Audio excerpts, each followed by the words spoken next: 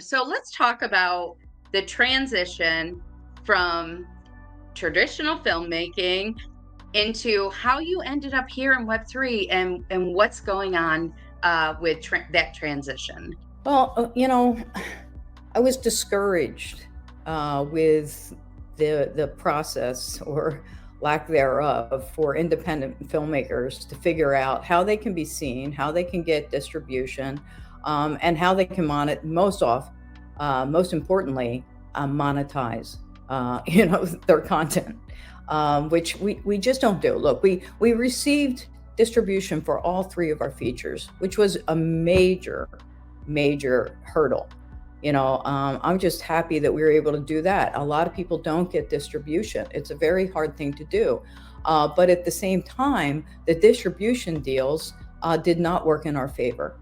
And even though, with The Suspect, our first film, we had a pretty big distributor take us on.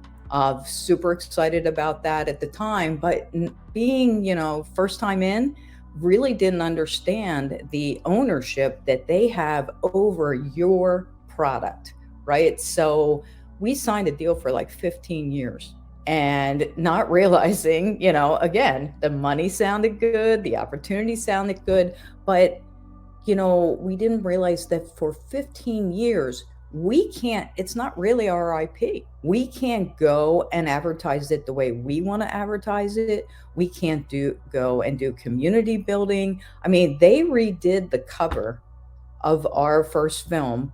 I didn't even recognize our film, because they think this is how it's going to sell. We're going to put AK-47s on the cover, right? There's no AK-47s in our film. And, we're going to put pictures of futuristic cities. And I'm just like, what is this? Whose film is this? And that's what they can do because of the deal. And they're going to do whatever they can to sell your film, which is great, especially internationally. And at the time, the international deals were where the money was.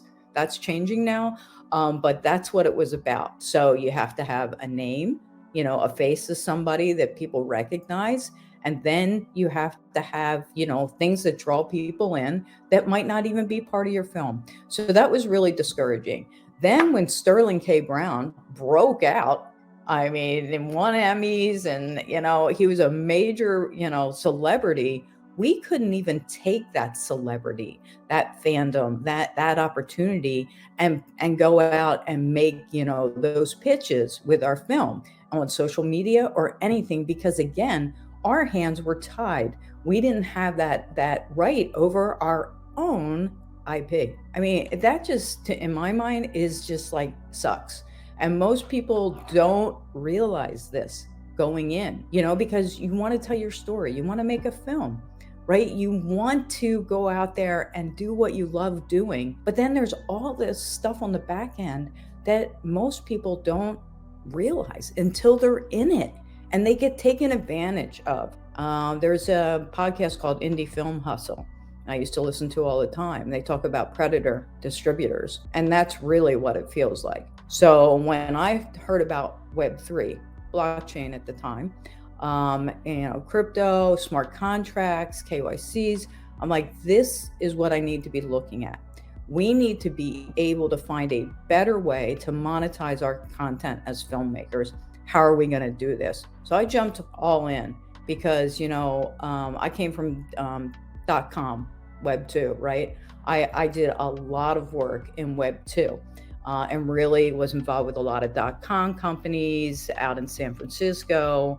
When I was part of pharma, I made money, I lost money, everything was like the wild, wild west. And I find that this is similar. We're reinventing. We know there's better options out there, but we have to prove them. And there's going to be success and there's going to be failure, but we got to get out there and try, because that's the only way we're going to make a difference for creators.